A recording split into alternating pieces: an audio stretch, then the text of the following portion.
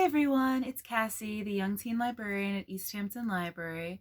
Tonight we are continuing with reading through The Hobbit, and we are continuing with Chapter 13, Not at Home.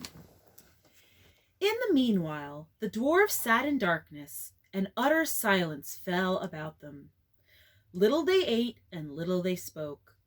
They could not count the passing of time, and they scarcely dared to move, for the whisper of their voices echoed and rustled in the tunnel. If they dozed, they woke still to darkness and to silence going on unbroken. At last, after days and days of waiting, as it seemed, when they were becoming choked and dazed for want of air, they could bear it no longer. They would almost have welcomed sounds from below of the dragon's return. In the silence, they feared some cunning devilry of his, but they could not sit there forever. Thorin spoke. "Let us try the door," he said. "I must feel the wind on my face soon or die. I think I would rather be smashed by smog in the open than suffocate in here." So several of the dwarves got up and groped back to where the door had been. But they found that the upper end of the tunnel had been shattered and blocked with broken rock. Neither key nor the magic it had once obeyed would ever open that door again. "We are trapped," they groaned. "This is the end. We shall die here." But somehow, just when the dwarves were most despairing, Bilbo felt a strange lightening of the heart, as if a heavy weight had gone from under his waistcoat. "Come, come," he said. "While there's life, there's hope, as my father used to say, and third time pays for all. I am going down the tunnel once again. I have been that way twice, when I knew there was a dragon at the other end, so I will risk a third visit when I am no longer sure.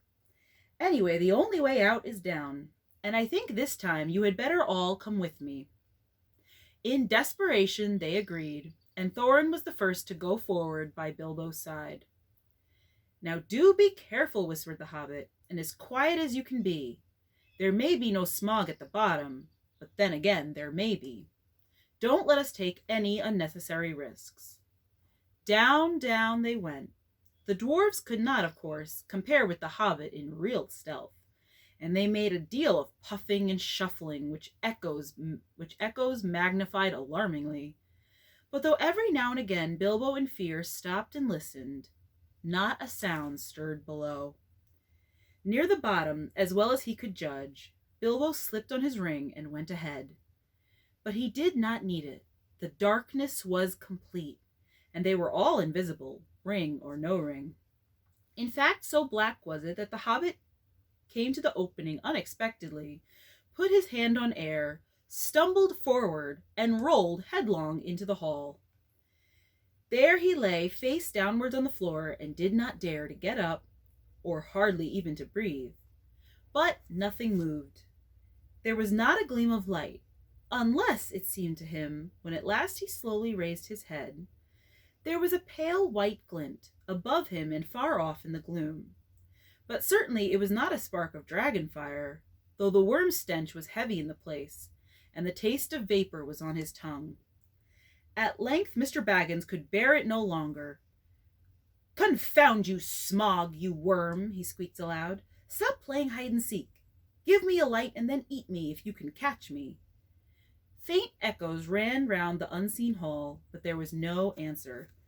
Bilbo got up and found that he did not know in what direction to turn. "Now I wonder what on earth Smog is playing at," he said. "He is not at home today, or tonight, or whatever it is, I do believe. If Oin and Gloin have not lost their tinder boxes, perhaps we can make a little light and have a look round before the luck turns." "Light!" he cried. "Can anybody make a light?" The dwarves, of course, were very alarmed when Bilbo fell forward down the step with a bump into the hall, and they sat huddled just where he had left them at the end of the tunnel. "Shh!" they hissed when they heard his voice, and though that helped the hobbit to find out where they were, it was some time before he could get anything else out of them.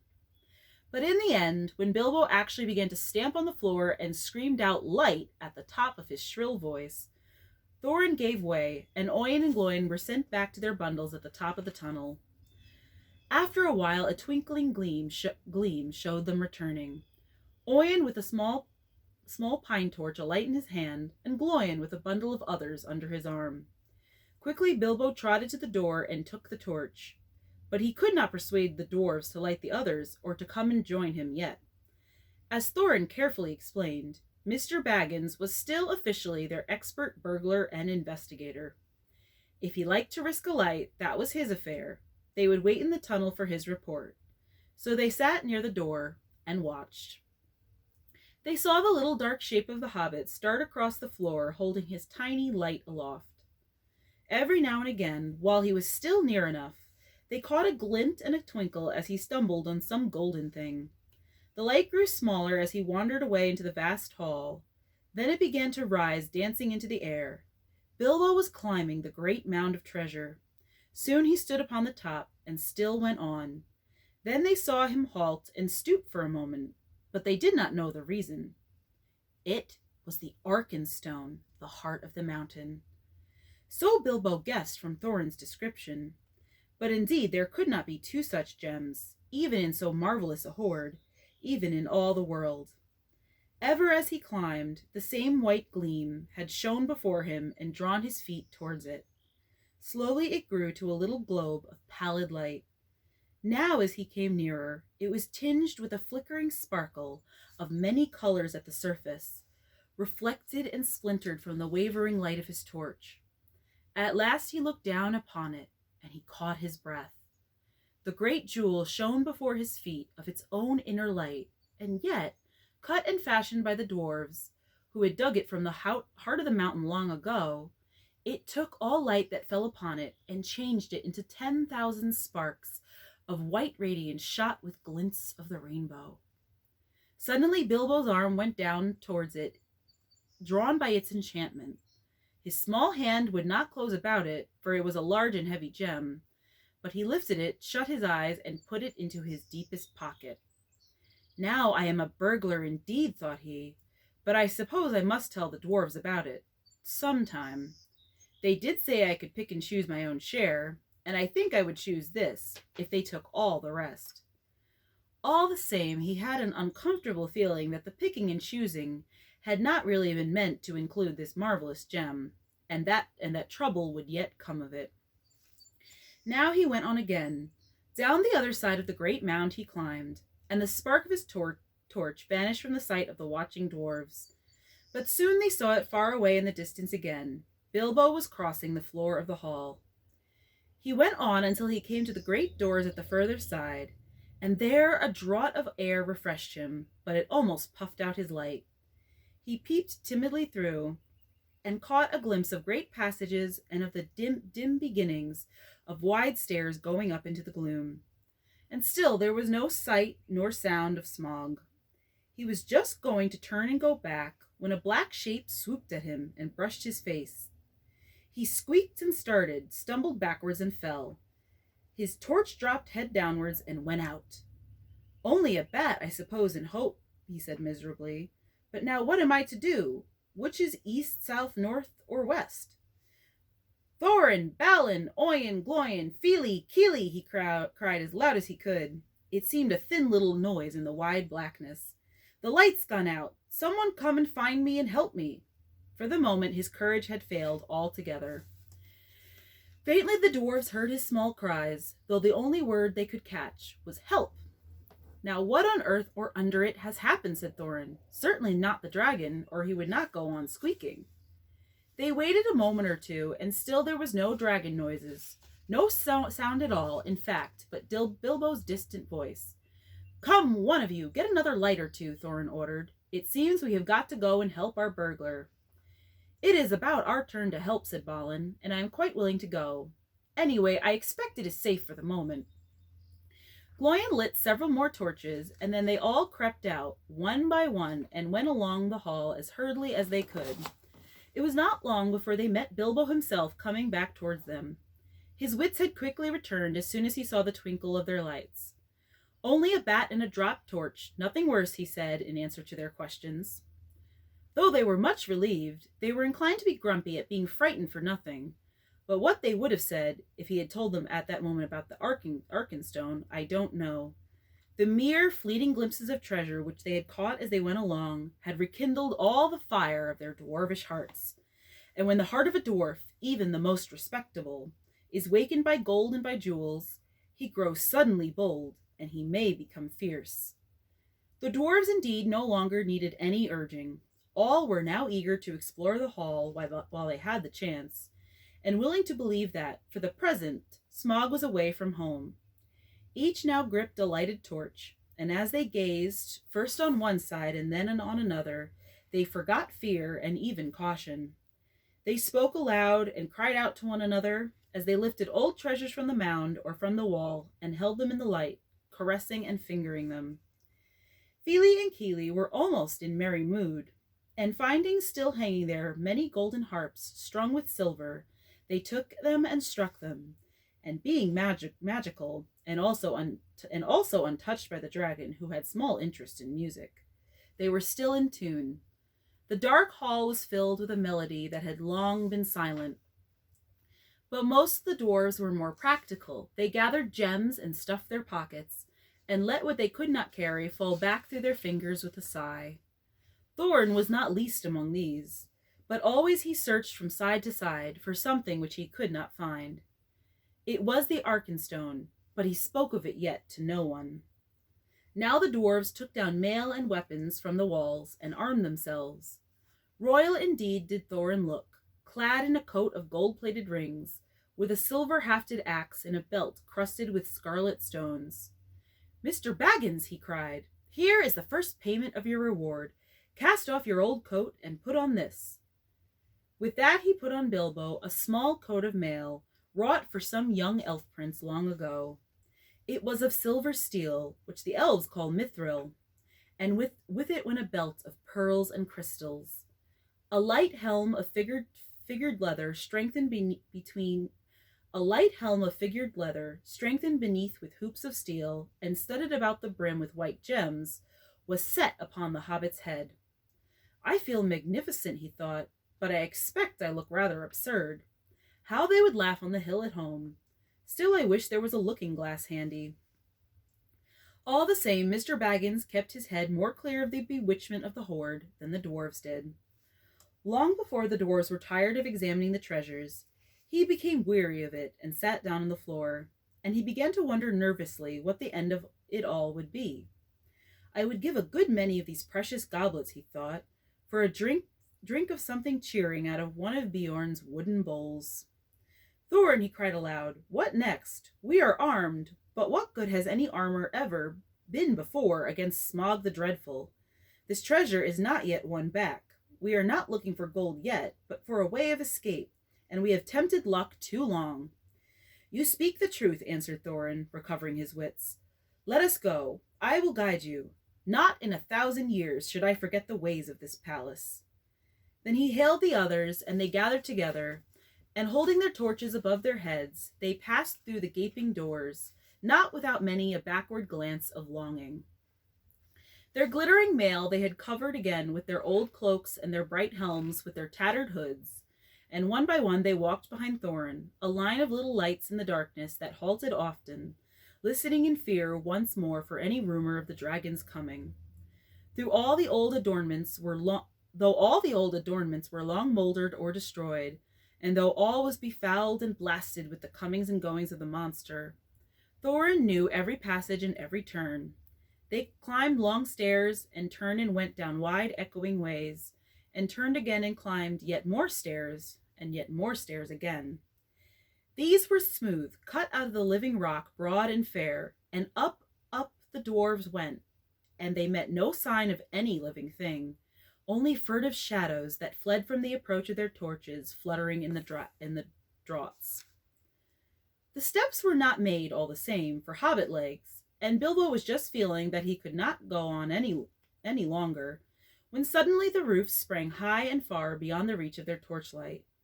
A white glimmer could be seen coming through some opening far above, and the air smelt sweeter. Before them light came dimly through great doors that hung twisted on their hinges and half burnt. This is the great chamber of Thror, said Thorin, the hall of feasting and of council. Not far off now is the front gate. They passed through the ruined chamber.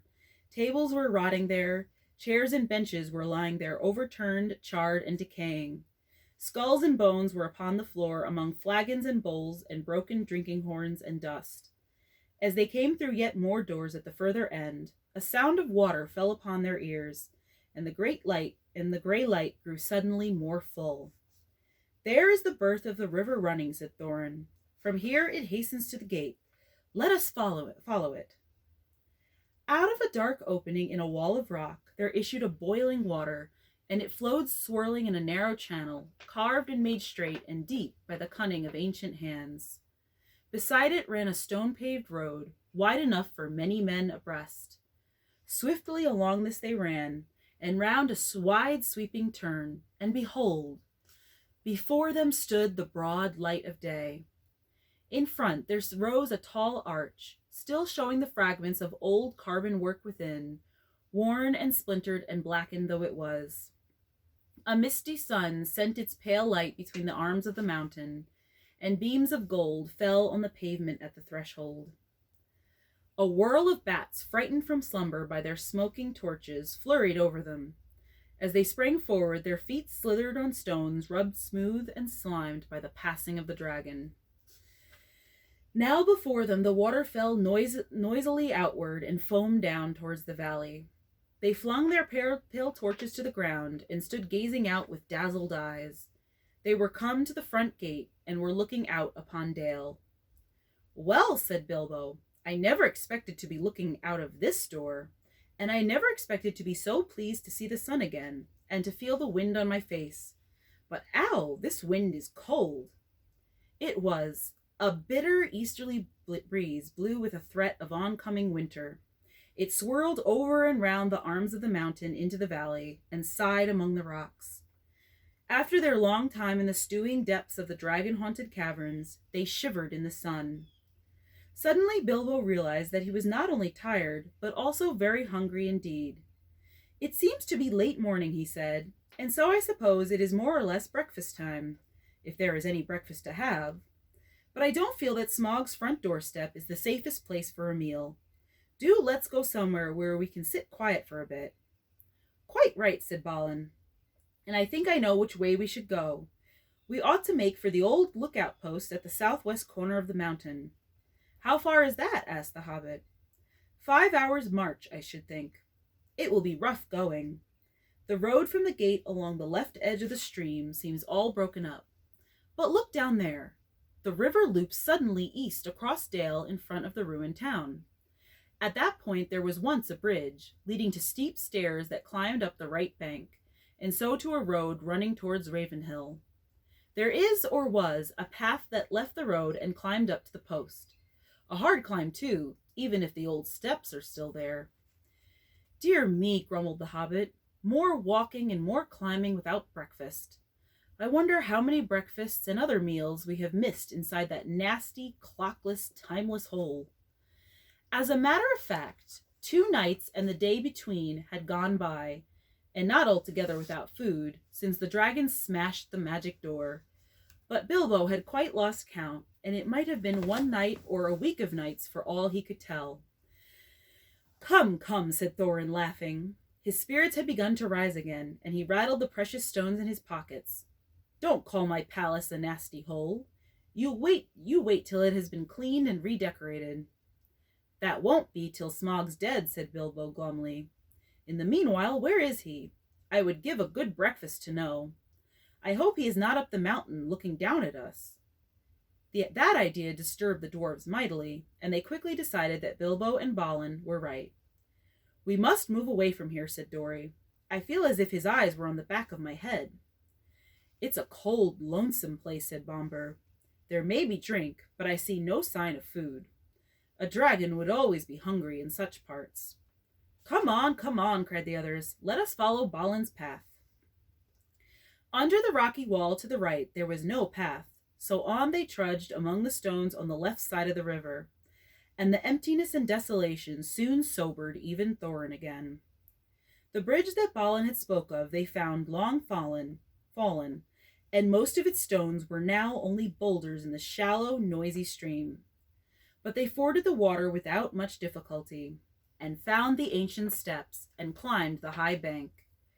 After going a short way, they struck the old road, and before long came to a deep dell sheltered among the rocks.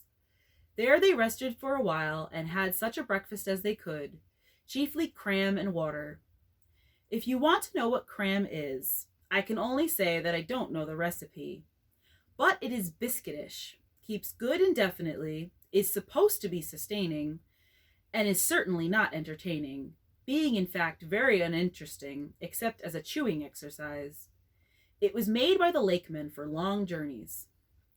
After that they went on again, and now the road struck westward and left the river, and the great shoulder of the south-pointing mountain spur drew ever nearer. At length they reached the hill path. It scrambled steeply up, and they plodded slowly one behind the other, till at last in the late afternoon they came to the top of the ridge and saw the wintry sun going downwards to the west. Here they found a flat place without a wall on three sides, but back to the north by a rocky face, in which there was an opening like a door. From that door there was a wide view east and south and west. Here, said Balin, in the old days we used always to keep watchmen, and that door behind leads into a rock-hewn chamber that was made here as a guard-room. There were several places like it round the mountain, but there seemed small need for watching in the days of our prosperity, and the guards were made over-comfortable, perhaps. Otherwise we might have had longer warning of the coming of the dragon, and things might have been different. Still, here we can now lie hid and sheltered for a while, and can see much without being seen. Not much use if we have been seen coming here, said Dorry, who was always looking up towards the mountain's peak, as if he expected to see Smaug perched there like a bird on a steeple. We must take our chance of that, said Thorin. We can go no further today. Hear, hear, cried Bilbo, and flung himself on the ground. In the rock chamber there would have been room for 100, and there was a small chamber further in, more removed from the cold outside. It was quite deserted. Not even wild animals seemed to have used it in all the days of Smaug's dominion.